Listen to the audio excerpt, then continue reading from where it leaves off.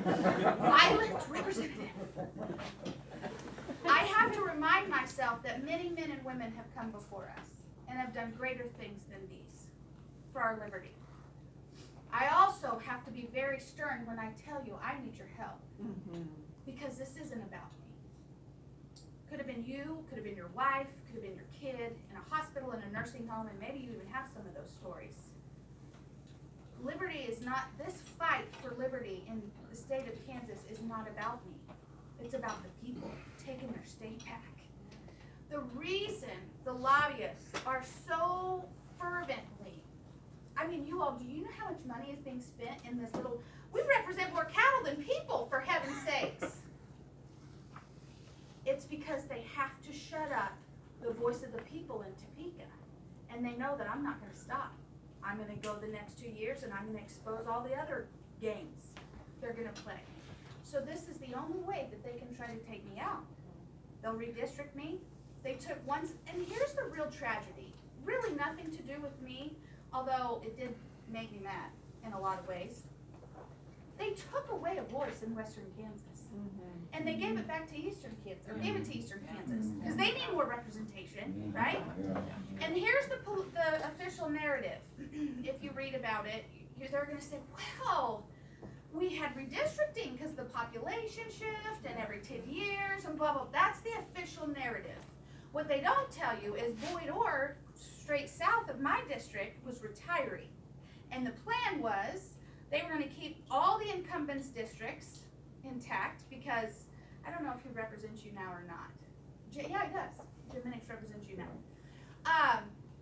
They were going to keep all the incumbents' districts intact. They were going to take me a little further south to add some population into Ford County. And they were going to get rid of Boyd's district because he was retiring, so it wouldn't have been of any effect. So here we are. And I want to walk through, here's what's really, so I'm not a politician, so this is my first office. And, you know, running a campaign is not for the weak of heart, just FYI. And so I prayed about, Lord, okay, how do you want me to campaign? Because how I see politicians campaign now just sucks. I mean, they say whatever they want to say in order to get elected, and then they go to Topeka, and then they don't do what we want them to do, right? And so I thought, okay, well, I'm a facts person. So there's some very, Jim was a rep the last 2 years. I've been a rep the last 2 years. We took all the same votes. We just voted very differently. And this is not me trying to run him down at all. I'm sure he's a nice fella. Didn't really talk to him much, actually, up there. He was very quiet. Just kind of sat there. Went through the motions. But we vote very differently in how we view liberty. And so when I prayed about, okay, Lord, how do I just show who we are as legislators? Because the word says, how do we judge people? By their fruit, right? So a legislator's fruit is their voting record. And I have one and he has one. And so I just thought, well, I'm gonna go to the state record and we're just gonna show the votes, and then people can make a decision on where your value set most lines up. Because, again, some people might agree with his votes, and that's okay. That's between you and Jesus and Jim. And some of you might go, well, shoot fire, I didn't know my rep was voting like that. So I'm just going to go through, that's this sheet right here. So thank you for whoever put those on the table. We're going to go through a couple of these. So here's the other thing. I hate political talking points because people can say whatever they want to say. I've referenced every single, do you have one of those? Okay. People can reference every single one of these votes at the very bottom, and you can look them up yourself so that you don't think, well, she's just telling us a story too. Here's the record. I've actually done the work. I put it on a website, compare the vote, tatumforkansas.com/compare the votes, and I put every one of these, and then I went in and because it's kind of confusing on the state website. They don't make it easy for normal people to maneuver there. And so I just put every single vote, and I listed it, and you can click on it, and it'll take you right to the record, right to the proof, so you can get it straight from the horse's mouth, okay? So the first vote, for me, probably carries the most weight because it deals with from the womb to the tomb. We need to protect old people who don't have a voice, just like we need to protect babies who don't have a voice. Okay, the whole spectrum of life. And so there was a bill on the budget this year. And a Democrat came up, Henry Helgerson, who he's a super nice fella, but he's liberal, and he came up and he puts an amendment on there to expand Obamacare in the state of Kansas. Well, not only can we not afford Obamacare, an extension of Obamacare in the state of Kansas, but it funds, you would be funding Planned Parenthood and government abortions, government funded abortions, as well as gender reassignment surgeries. Well, I don't know about y'all, but it's not part of my biblical worldview to fund men becoming women and women becoming men. God said, and he created them male and female, and he blessed them. That's my biblical worldview. So I'm not about funding Obamacare and us paying for the nonsense that comes with that. Jim voted for that. You're rep. Now maybe again that lines up with your value set, and that's fine, but that doesn't line up with my value set. The second, and again at the bottom, it happened on the 22nd of March on SB 267. So the second vote, you know, some would say, well, that vote doesn't even matter. It was the House rules, and it was how we're going to conduct ourselves in the House chamber over the next 2 years. Okay, well, Laura Kelly had already locked down the Capitol to the public, but the Speaker of the House took it a step further and closed the gallery. Anybody been to the Capitol? Yeah. Okay, so there's a gallery, and that's for the people to observe what's going on the floor, right? Because what does the Constitution say? Which I always go back to. The Word of God and the Constitution are my foundation, just so you know. I go back to the Constitution a lot. That's the oath I took, okay? The Constitution says that the people have a right to have a redress of their grievances to the government, right?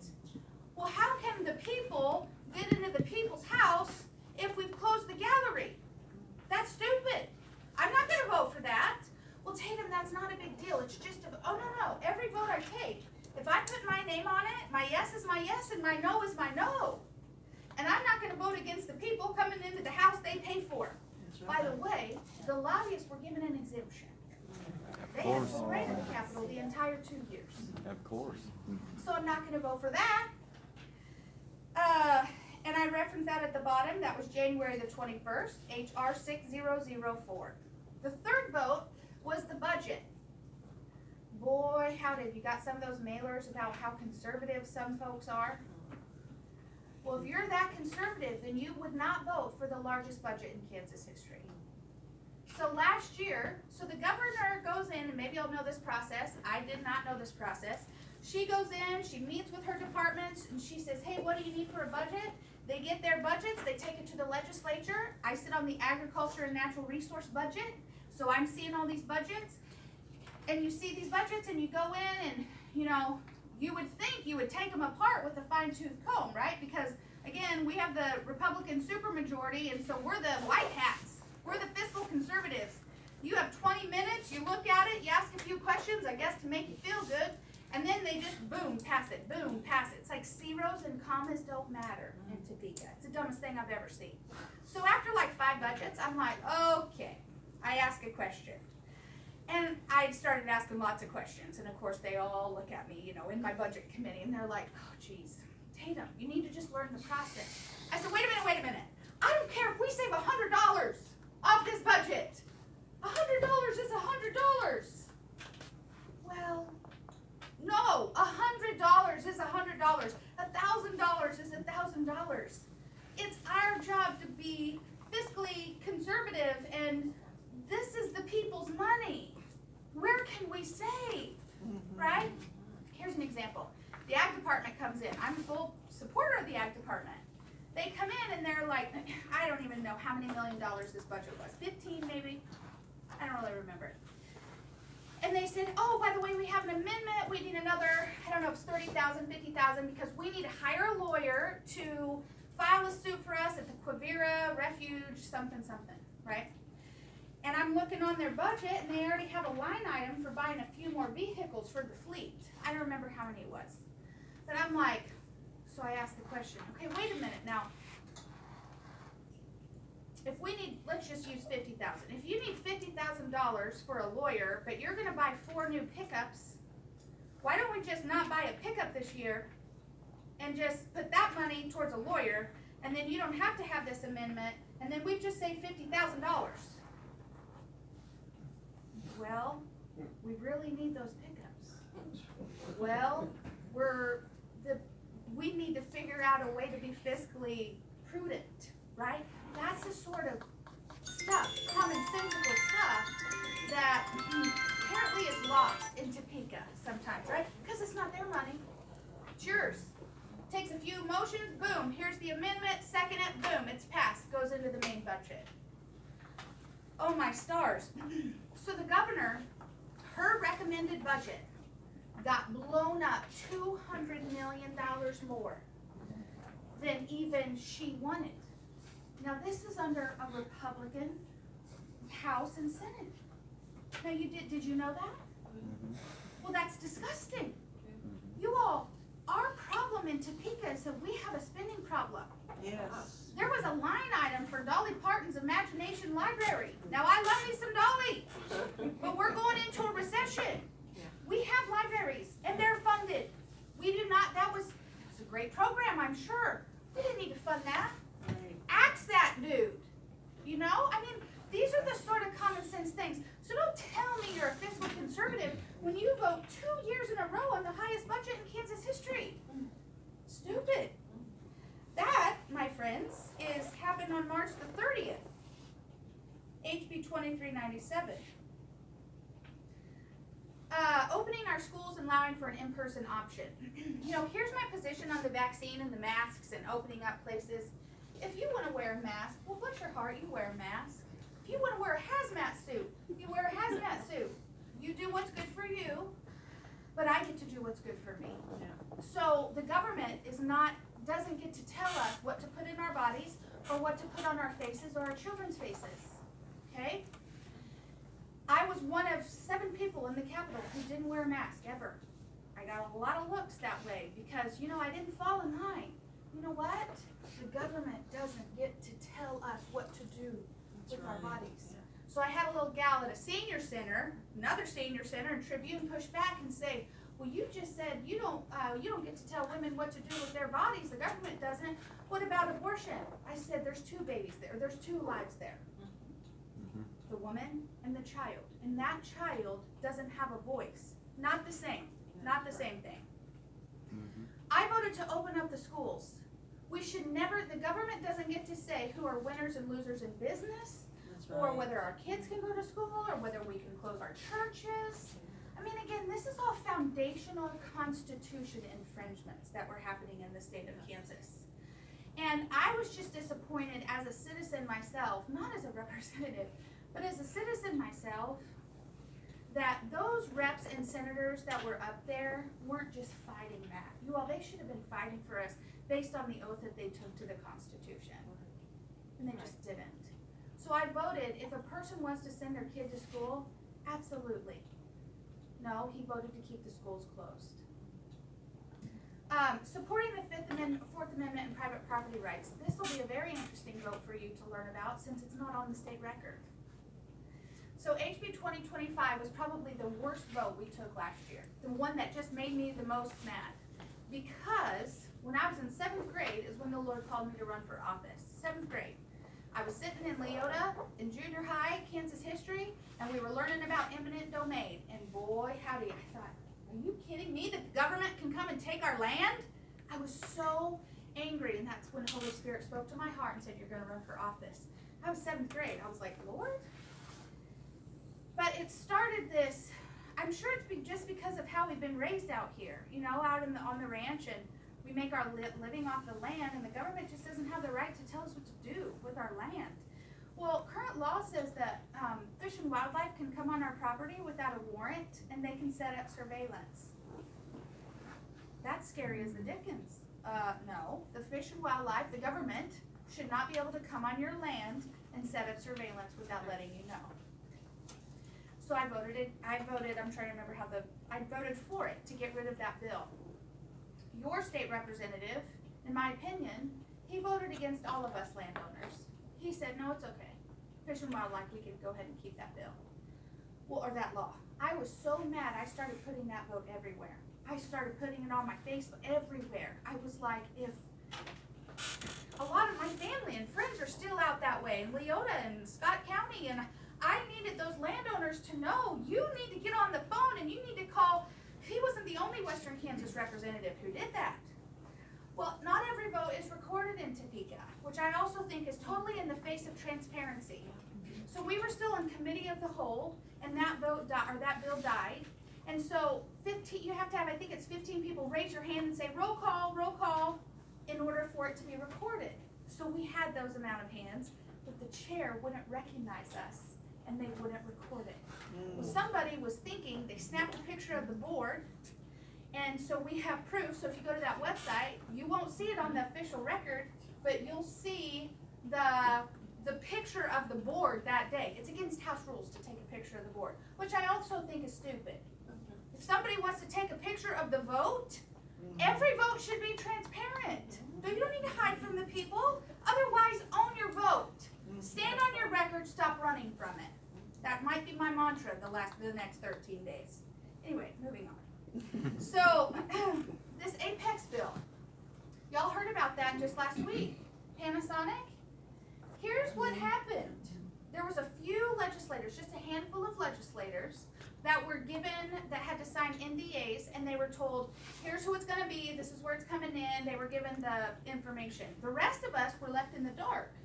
Didn't know the company. We knew it was a foreign company, and we didn't know what product they were going to sell. We didn't know anything about it. But they wanted us to pass $1 billion in tax incentives for this unknown foreign company. And it was very Nancy Pelosi-esque. Just pass it. We'll tell you what's in it later.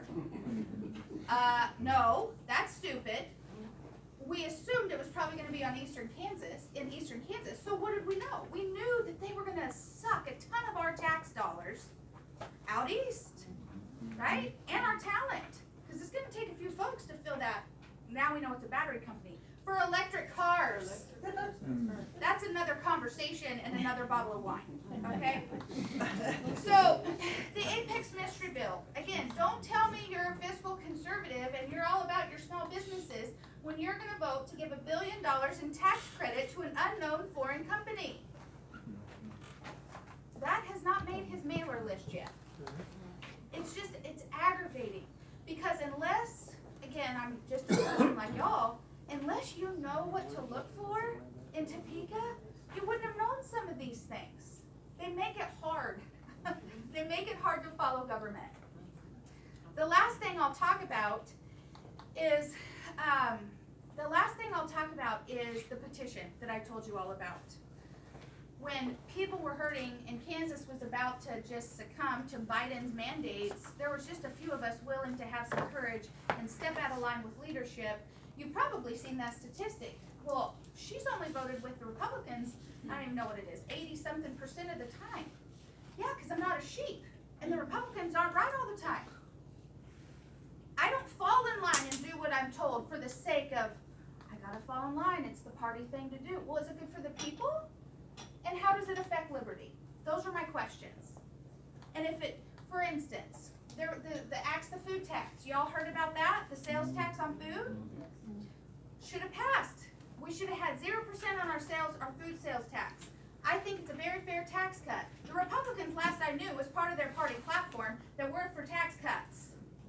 I don't care how we get a tax cut, whether you're poor, middle class, or rich. It's a fair tax cut. So I co-sponsored the bill with the Democrats. 0% tax at the state level. Holy smokes. You thought I'd have spit on their mamas or something. Well, Tatum, you can't co-sponsor a bill with the Democrats. This is an election year. We can't give Laura Kelly a win. I'm sorry, I don't care about Laura Kelly. I care about the people. The people are hurting right now. The people are getting completely taken advantage of at the gas pump. They're getting completely taken advantage of with groceries. If we can provide them a tax cut for groceries, I don't care who gets a political win. This isn't about politics. Anyway, we haven't seen that be a mailer yet either. She co-sponsored a bill with the Democrats. You'll probably see it, for heaven's sake. So I'll end with this. If I win, well, praise the Lord. I'm going to go back to Topeka, and I'm going to keep fighting like the Dickens, and we're going to fight for property rights, and we're going to fight for more tax cuts, and we're going to fight for transparency. And we're going to praise the Lord, because that was the plan. And if I lose, we're going to praise the Lord, because that was the plan. Politics isn't my identity, you all. I haven't been a county commissioner for 26 years and been entrenched in this process. I'm just a girl who was desperate enough to go fight for her papa. And so here's what I would ask you. I would ask you to pray for me, because this is real hard. I would ask you to consider voting for me, because if I lose, you lose. Because Liberty, a lot of these, and again, you may decide, no, I like his voting record. Well, bless your heart, and that's okay. But if this isn't your value set, if I lose, we the people lose. Because there are some in Topeka who they don't really give a flip what we think. And again, when I was just a girl who didn't have a title, they didn't care what I thought. They only started caring when all of a sudden I was a representative, and that's so wrong. It's so wrong. So I need you to pray for me. I need you to consider voting for me, and then I need you to go home, and I need you to tell your friends, and I need you to get out your church directory, because they're getting these mailers, and they just think, man, that guy must walk on water and glow in the dark. They don't know that these are coming from lobbyists and PACs. On my homepage, tatumforkansas.com, somebody sent this to me. I'm not a Politico, so I didn't even know it. All of our campaign finance reports are listed on the Secretary of State's website. And they sent me our campaign finance reports. They said, have you seen this? I said, well, no. It's his campaign finance report, and then it's mine. Every single one of his donors is a political action committee or a lobbyist. There's not one citizen who donated to him in 2 years. That's very telling. And you can go fact check me. Please go fact check me. It's on my website. Or you go look at the Secretary of State's website. He didn't have one citizen write him a $10 check. All of my contributions are people outside of a handful. There's like 5. One of them's the Stray Dog Association. I mean, you know. So if you wonder, golly darn, where are all these mailers coming from? It's because he's paid for it. And it's because I'm not for sale. They've not sent one out for me, which is fine. I'm not complaining. I'm just telling you, you need to make sure you're telling folks, hey, pay attention, follow the money, the old adage, follow the money. So if we're going to win this, it's going to have to be grassroots. It's going to have to be, so I'm going to tell you the counties that are in 118, the new redistrict counties. If you know folks, I would ask you to please call them. Call your neighbors here, but call folks in other counties. So it's going to be Ness County all the way to the Colorado line. Ness, Lane, Scott, Wichita, Greeley, and then we go Logan, Gove, Trego, and then Sheridan counties. 7,000 square miles is what our district is. If you want to help me pay for diesel, I mean, I wouldn't hate it. Because again, it's not about me. But the question I said to the statement I said to my husband is, do I trust? So Jim and I sat across the aisle from each other for 2 years. And I asked myself, you know, I know it's going to be a lot of money to run. I know it's going to take my summer. Do I trust his vote for our family ranch? Do I trust him to be the representative for my personal liberty? Do I trust him to go vote for my grandpa and honor my grandpa? Nope, I don't. Not because he's a bad guy. He just doesn't have the constitutional foundation that I want to see in my elected representative. So I want to introduce really quick, because I know we've been here a while, although it did cool down. Thank you. So this next election cycle, you all, at the state level, at the county level, we better make sure we have patriots hired at every level. If COVID showed us anything, it's that whether it's the hospital board, I don't care if it's the library board at this point, hospital board, school boards, county county commissioners, we better have patriots, because when the Dickens hits the fan, we better have people that are gonna go to bat for we the people. And so the State Board of Education is a complete disaster, even though we have a Republican majority. But I've showed you now, don't look at the R behind their names. They know they can't get elected as a Democrat in Western Kansas, okay? They just can't. So they're gonna put an R behind their name to get elected. Well, I was contacted, actually, I don't even know if you know this, I was contacted to run for this seat because there was a few patriots in the state and they're like, hey Tatum, we've got to flip our State Board of Education. And I was like, the Lord's not calling me to that. I just knew that the Lord wasn't calling me. Well, then I get a call and they said, oh my stars, we found this lady and she's amazing. And I've heard her speak, her name's Kathy Hopkins, and I've heard her speak several times, and she's a patriot. She loves the Lord, and she's going to fight like the Dickens for our kids. And you know, here would be a statement that I have in terms of where we're at in this next election. We better make sure we're fighting for the next generation, not the next election. And that means we better have people in place that are helping our kids, making sure they're learning reading, writing, and arithmetic, and not LGBTQ, CRT, whatever, right? Communism has crept into our country, and it's coming in through our schools. And so this race is very, very important, and I want to give Kathy a few minutes before we take some questions, because I don't want you all to leave before. This is an overlooked race. How many times have you heard about the State Board of Education race? You're like, yeah, eeny, meeny, miny, mo. That's what I did. Do the same thing with the judges, right? I'm like, nah, I don't know. We need to make sure, and that's our fault. That's my fault. Kathy Hopkins is who we need to vote for this State Board of Education. So there you go. Yeah, I won't take long, I promise.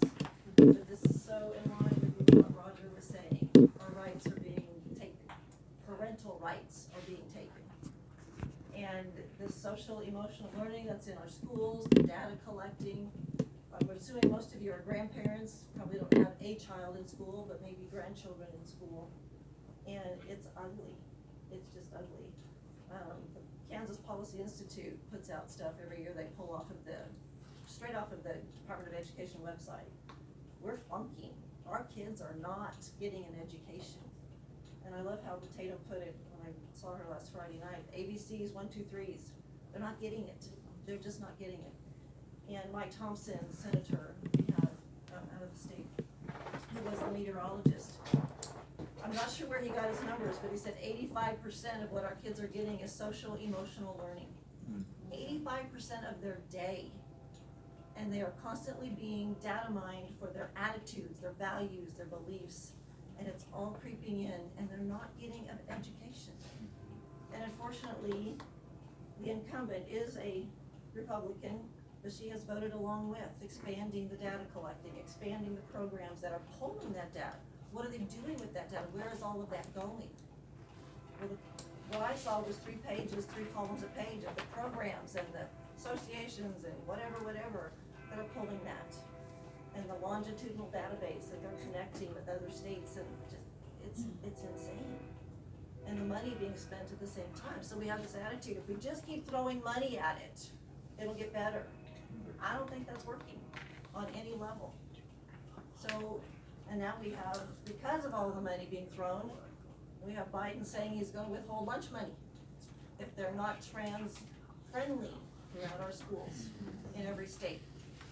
So this is huge, it's out of control, and I don't know if you're hearing about this, I don't normally even talk about it, but we've got the whole identity of kids saying they're pets. They call themselves the furries. Like it's happening in every little town around here. It's not the city, it's here. We have a lot going on, and it's scary for our kids. I'm doing this for my grandchildren. I have 13. I have 6 kids, 13 grandchildren. 4 of them are in Hayes, where I live.